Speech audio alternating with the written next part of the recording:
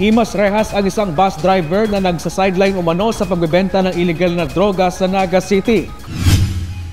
Nakuha sa suspect na kinilalang si Jose mula sa Calabanga, Camarines Sur ang 5 piraso ng hinihinalang shabu na nagkakahalaga ng 7,500 pesos.